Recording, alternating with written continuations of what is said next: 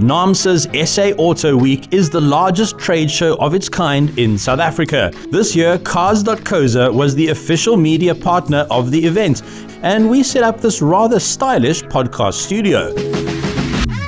Our very own Chiro de Siena and guest journalist from CNBC Africa, Fifi Peters, played hosts and over 3 days interviewed all the key figures in South Africa's motoring industry. Welcome to the Cars.co.za podcast with myself, Fifi Peters. We are coming to you from SA Auto Week happening in Cape Town for the first time. And my first guest today is the Managing Director of Mazda Southern Africa, a position that he has held for the past 6.5 years. No stranger, however, to the automotive industry, having been in it for over 20 years. His name is Craig Roberts. And Craig, welcome. Thank you very much. Nice to be here. It is fantastic for you to join us, and thanks so much for taking the time. I mean, I'm reflecting on your history, and not only in your current position, but also in the industry at large. And SA Auto Week this year, essentially celebrating the rich history of the automotive industry of South Africa, north of around 100 years right now. And just your reflections then of that history and what it has meant for you. Yeah, I think, if I have to sum it up as succinctly as possible, I would say that South Africans are car people. I think there's very few South Africans that, you would find that are not in some way enthused by cars. And I think that's partly born out of the fact that we have had, an industry that has been, going for over 100 years. I think significantly, the very first mass-produced automobile, the Ford Model T, was actually produced. One of the first plants outside of the US was in South Africa, sure. As we've heard some history of in the last day or two. But yeah, I think South Africans are car people, and we enjoy vehicles.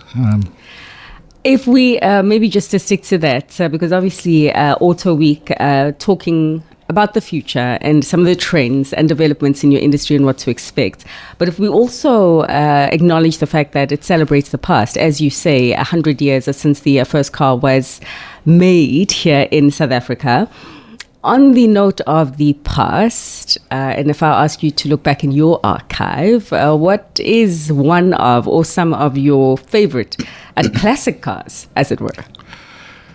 Yeah, it's quite a difficult question. And you're not allowed to say Mazda because well, my very first car that I ever bought, paid for with my own cash, sure. Which was hard earned, I have to tell you, was actually a Mazda. So okay. That would probably be my favorite car that I've ever owned. But I think, for me, I really do appreciate classic cars. It's always been a dream, and hopefully when I retire, I'll be able to do this. For me to actually own, an early 70s classic roadster, and here I'm referring to MG, even to one of the early 70s Porsches, sure. And those classic cars really do sort of stand out for me. I love them, and as I say, hopefully when I do have the time, I'll be able to be a caring owner for something like that. Obviously, the new technology is also exciting.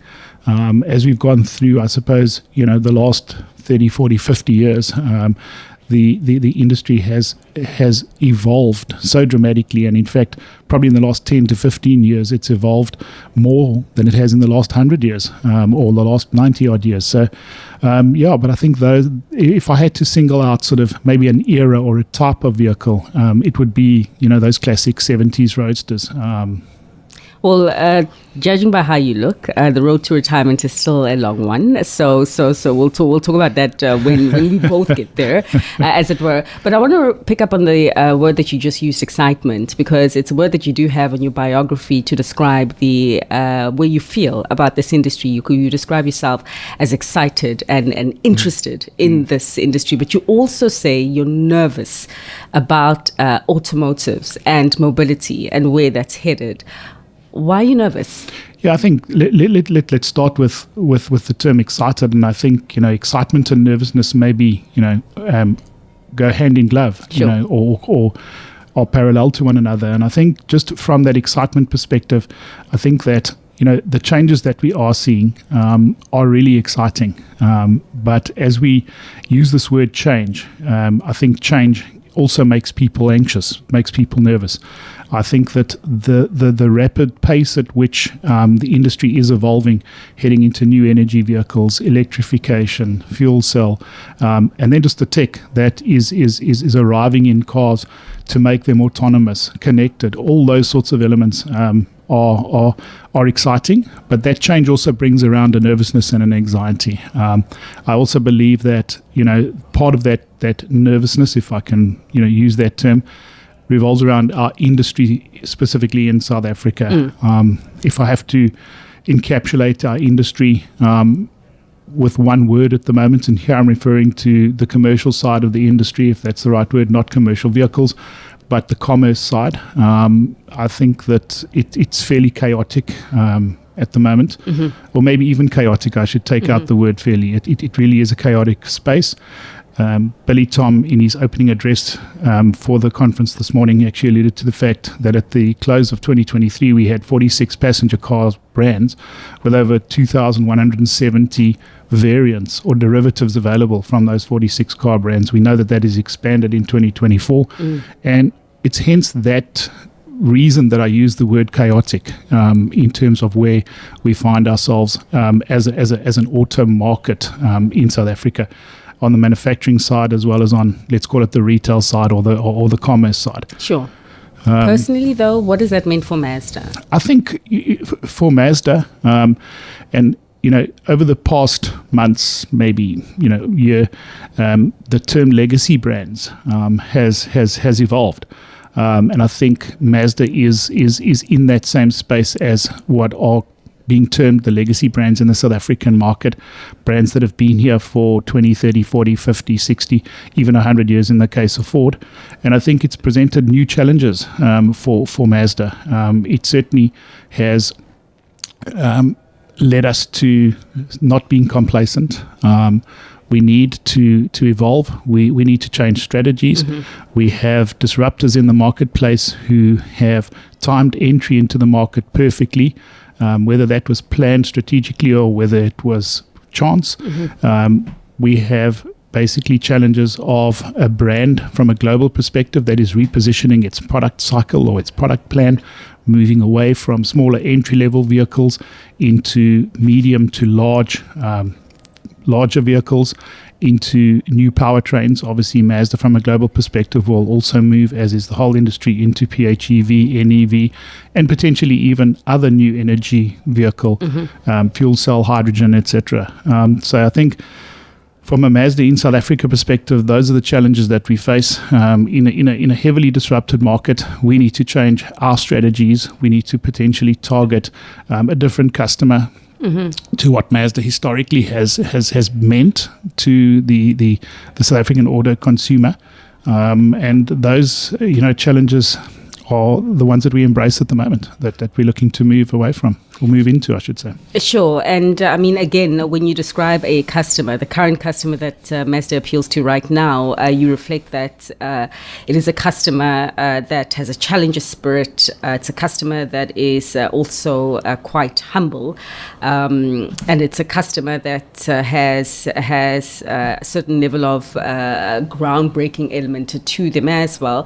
But I want to reflect on the point of sustainability that you did mention and the approach that's being adopted globally across the sustainability value chain. You mentioned the likes of ICE vehicles and hybrids, and also plug-in hybrid EVs and the like.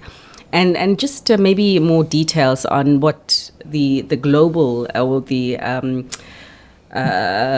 multi-solution approach that is being adopted globally, how that will be tailored to your local market, if at all there'll be a difference. Look, it's the question on everybody's lips, and to be 100% honest, I don't think that there's a definitive or a conclusive answer as yet. I think that there are directions. From a local market perspective, we've heard, over and over and over again, the challenges that we will face in terms of adoption rates and adoption of these new energy vehicles, as I think we've collectively termed them. Sure, there will be infrastructure challenges in any market, and I think we're seeing this across the board. We've seen a slowdown in battery electric vehicle adoption and sales, etc. In Europe. We've seen a sort of, maybe a take-up rate in major markets such as the US that have been, confined or rather limited to the West Coast. We've seen basically that, these adoption rates have been slower for those infrastructure challenge reasons. And I have this, going back to that word about nervousness, Sure. around how we are going to be able to meet some of the the demands and also the regulations that have been put in place with definitive timeframes of 2030, 2035, etc. So, translating that back into a South African context, we've seen take-up rates, sales, etc. of new energy vehicles being in the very low percentages of total vehicle sales, and I think that we've got a long road to walk still before we'll see sort of major adoption and increased sales of new energy vehicles. I think the OEMs and the global producers outside of obviously those pure electric brands, Tesla, BYD, and there's a myriad of other smaller or still to this day lesser known producers of electric only vehicles. I think the actual OEMs have a massive role to play in terms of how we bring electrification, new energy vehicles, alternate powertrains to the mass market, because it's probably from a price positioning perspective, new energy vehicles are almost exclusive. Sure. In my view, anyway. Sure. Not to sort of hammer on the negatives right now, but just to also maybe be factual and sort of real talk about where the industry finds itself in. And yourself as a importer, Mazda Southern Africa, obviously we have seen some of the tough decisions that you have had to take in the recent years. I mean, just discontinuing certain brands and the like in order to stay afloat in the market. Talk to us maybe a little bit about some of the challenges of competing rather with local brands as an importer. Yeah, I think obviously we probably need to break that competitiveness down into what we in the industry refer to as segments. I think that, from the perspective of, let's take LCV, and I think we're sitting in a booth here and I'm looking across at, I think it's a Mitsubishi, what's that? Triton. I'm going to take your word for it. All right. Just using that as an example.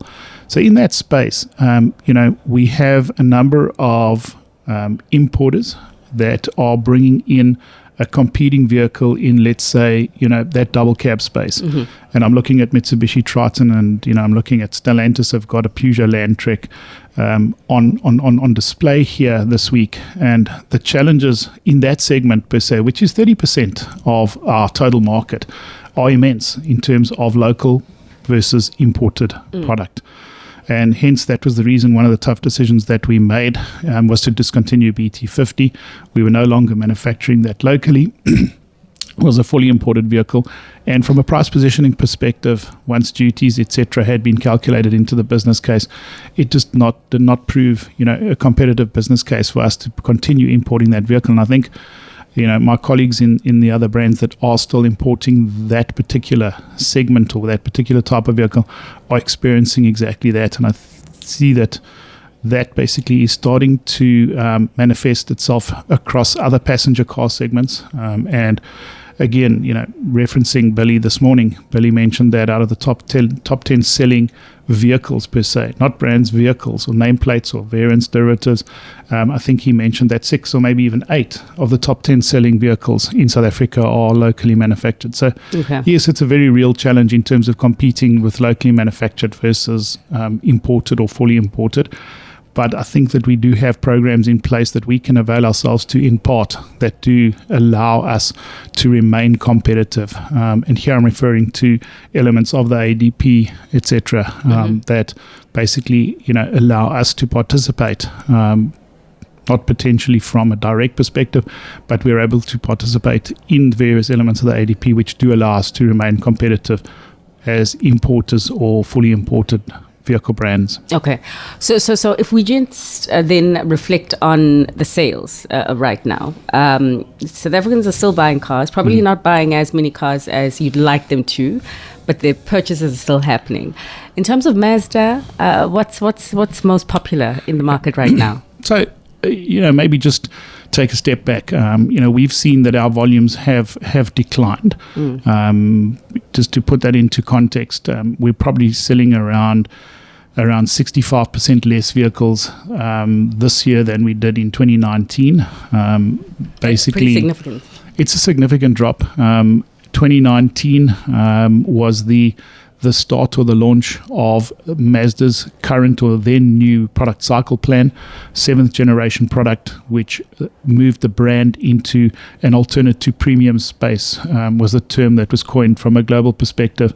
And I think that positioning of product, but also price positioning, has meant that the opportunity that we have, the opportunity of target customers in the affordability range purchasing vehicles in that selling price segmentation is lower, is less. So obviously we've had to factor that into our sales volume projections. Obviously, to be 100% honest, I mentioned this market that is somewhat chaotic or is chaotic at the moment, and we've seen that new entrants into the South African market have severely impacted on the legacy brand or the legacy imported brands volumes.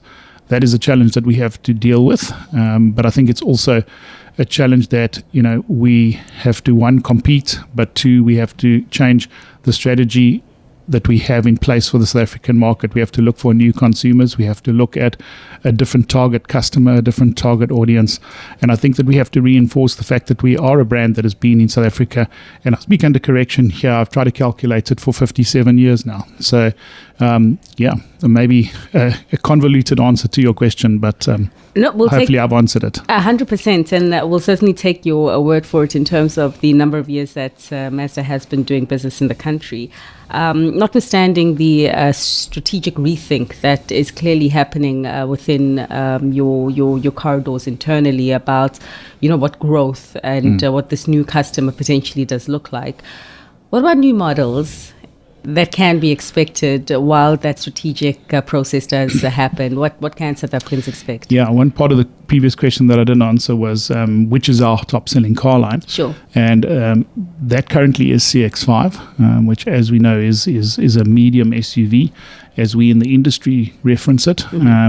But leading into the question that you've now asked with regards to new models, our next new introduction will be the launch of a new CX-5. That is currently penciled in, and I use the term penciled in, for around about April of 2026. In terms of new product, Mazda globally will be launching new product and have launched new product in larger SUV in CX-80, CX-90, and then also CX-70 into the US market. Those vehicles are not slated for the South African market or various other right-hand drive markets. They are left-hand drive markets with certain iterations for Europe in terms of right-hand drive countries in Europe and potentially Australia. So from a new product introduction perspective, it is somewhat quiet, and it's one of the challenges that I think we all face, Mazda in particular, in terms of how quickly we are able to bring new product to market. Our competitors are able to do that, it seems, at a way faster pace. And I think that's one of the strategic adjustments that we as a brand globally have to make in terms of how quickly and how effectively and how speedily we can actually introduce new product into marketplaces where you've got consumers that do demand that those changes happen possibly more frequently or more quickly than what the industry historically has done with 5 to 7 year cycle plans on nameplates and car lines. I think it is fascinating that your CX-5 continues to resonate so well within the South African market to this day. What do you reckon is behind the strong brand pull of that particular make? Yeah, I have to say in simple terms, the car is just that good. Okay. I think that it's a combination of factors. I think that we've also stuck to what we know in terms of Mazda. There I refer to the fact that we haven't jumped around introducing powertrains. We stuck to the 2-liter gasoline, the 2-liter Skyactiv G engine, which has been around, proven, and probably one of the most reliable, you can't break it engines and powertrains Sure. in the world. We've also, looked at being very strategic in terms of how we've gone about implementing facelifts to the vehicle. We've protected the longevity of what is a really, really solid design philosophy. We've also looked at each of those facelifts on CX-5 since we launched the current version in May of 2017, believe it or not. We've also stuck to, looking to improve quality at each of those facelifts. We haven't, I suppose, altered and gone down the road of being too extreme in terms of changing what the vehicle actually is, what it is that the customer is getting. We've also looked at each of the opportunities that we've had over the heading for 7 odd years now, or 7+ years that the vehicle has been in the market, to enhance the value proposition for customers. We've now gone to an industry first in terms of a 5-year unlimited mileage warranty and service plan, which I think, again, talks to that reliability, that value proposition. So I think, to sum it up, it's just a very good all-rounder and basically presents a good all-round value proposition. It has very few faults, Sure. but possibly not as many, standout in lights features as some of its competitors. But Okay. I think that overall package is what stood it instead. Yeah. Okay. It's a sort of a mini legacy. Well, not really legacy. I mean, it's been around about 6-7 years. Actually, for as long as you've practically been MD. Yeah, but I'm saying it comparing to some of the newer vehicles that we're seeing being brought on the Yeah. market right now. In fact, it was the first car that we launched after I became MD, so it has sort of a special place for me personally. Okay, Yeah. okay. Have you ever driven it? Is it in your garage? Yeah, that's it. It's actually my vehicle of choice. Obviously, we've subsequently launched a larger SUV in CX-60. Sure. Now, even recently, as February, March, we launched a 3.3 inline 6 diesel mild hybrid, which is unheard of in today's, I suppose, industry. People still launching 3.3 inline 6 diesel engines, but that's been fantastic. I love driving that vehicle, but my vehicle of choice has always been a CX-5. So, yeah, it's in the garage. All right. And I know that you're not saying that just because you hold the top seat within the company. It does really look like it's a genuine interest. But just as a parting shot, I mean, we have spoken about where the industry does find itself in right now. You've reflected some of your excitement and your nervousness, which you're right, actually. Psychologists actually say that you release the same chemical for feeling both emotions, and just depending on what mindset you use, it will determine the approach that you have. But many believe that the industry right now is on the cusp of recovery, and that we could be seeing better days, particularly in 2025. We do have a little bit of relief that has come through already in terms of interest rates coming down, and there's expectations that hopefully, fingers crossed, the governor of the Reserve Bank will speed it up there in terms of the cuts that we do see. Is that your view? And what are your predictions for 2025? Yeah, I think, much has been said, about, interest rates, lower inflation. And I think that we will see, some growth in the industry. I do have maybe a slightly more conservative view when it comes to growth in the vehicle industry per se. It's intrinsically linked to GDP. It's intrinsically linked to how our economy does grow. I think we're grappling with, some issues that are going to take longer than, the near to maybe even medium term to fix their long term issues that need to be resolved and challenges that need to be resolved before we can get back to, industry numbers of, let's say, 600,000. I don't want to put a stake in the ground and quote numbers, etc. But I think we will see some moderate growth in 2025 in the vehicle sales industry. I think that we also headed for a very interesting, 18 to maybe even 24 months as to how that chaos that I use the term to describe the industry of panning out. I think that it's going to be interesting, challenging, nervous, anxious times for the South African automotive industry. Obviously, separating that away from where we are from a manufacturing perspective, because I think that also has a very interesting, challenging, same words, next 18 months ahead in terms of how that all pans out with what we can produce and where we can actually export to going forward in the next 18, 24, 36 months as well. Okay. Those emotions, interesting, challenging, nervous, anxious. For me, if I had to put that in a cocktail, that does bring you excitement. But obviously, depending on how you view that excitement. But Craig, thanks so much for having joined us on this podcast. It has been fascinating to be with you. Thanks for sharing your insights. Thanks for having me. Perfect. Craig Roberts, the MD of Mazda Southern Africa. What's the car with Cars.co.za? This is Karen. Her name's not really Karen. You just know the hooter on her car is really well used. Beep! Now think of a car. Any car. Yes, we have it. Cars.co.za. Let's find what moves you.